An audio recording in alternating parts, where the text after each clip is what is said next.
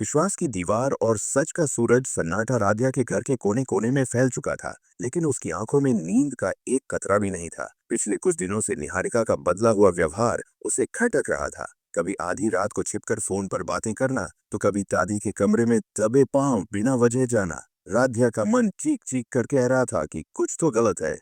दोस्तों, अगर आप सच्चाई की इस जंग में राधिया के साथ हैं, तो कमेंट बॉक्स में आई सपोर्ट राधिया लिखना न भूलें। खुलासा और सबूत। एक शाम राधिया ने ठान लिया कि वह सच को बेनकाब करके ही रहेगी। दादी के कमरे के बाहर छिपकर सुनते ही उसके पैरों तले जमीन खिसक गई। जब निहारिका ने फोन पर कहा, बस थोड़े दिन की बात है, फिर सब मेरे नाम होगा, राधिया ने तुरंत प्रथम, परिवार का सबसे जिम्मेदार सदस्य, को यह बात बताई। पहले तो उसे यकीन नहीं हुआ, लेकिन जैसे ही राधिया ने फोन की रिकॉर्डिंग प्ले की, प्रथम का चेहरा गुस्से और दुख से सख्त हो गया। उसने तय कर लिया कि अब चुप्पी तोड़नी होगी। फैसले की सुबह, अगली सुबह पूरा परिवार हॉल में इकट्ठा था। दादी, ओमकार और बाकी सदस्यों के बीच निहारिका बेखबर बैठी थी। प्रथम ने भारी आवाज में कहा, आज इस घर की नींव को बचाने का दिन है। जब राधिया ने निहारिका से सच पूछा, तो उसने नाटक करना शुरू कर दिया। लेकिन जैसे ही रिकॉर्डिंग गूंजी, निहारिका का चेहरा सफेद पड़ गया। दादी की आंखों में विश्वास टूटने का दर्द साफ दिख रहा था।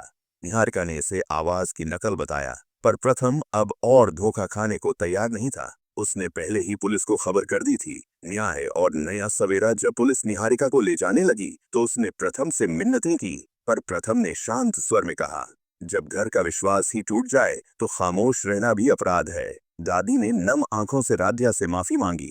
बेटा, मुझे माफ कर दो, मैंने तुम्हारी सच्चाई को पहचानने में देर कर दी।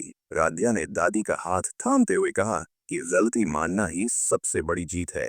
निष्कर्ष, सूरज की पहली किरण के साथ घर से झूठ का अंधेरा छंट चुका था। सच कड़वा जरूर था, लेकिन इसने रिश्तों को एक नया और ईमानदार आधार दे दिया था। राधिया ने साबित कर दिया कि सच को चाहे जितना दबाया जाए, वह सामने आ ही जाता है। वीडियो पसंद आई हो तो इसे लाइक करें,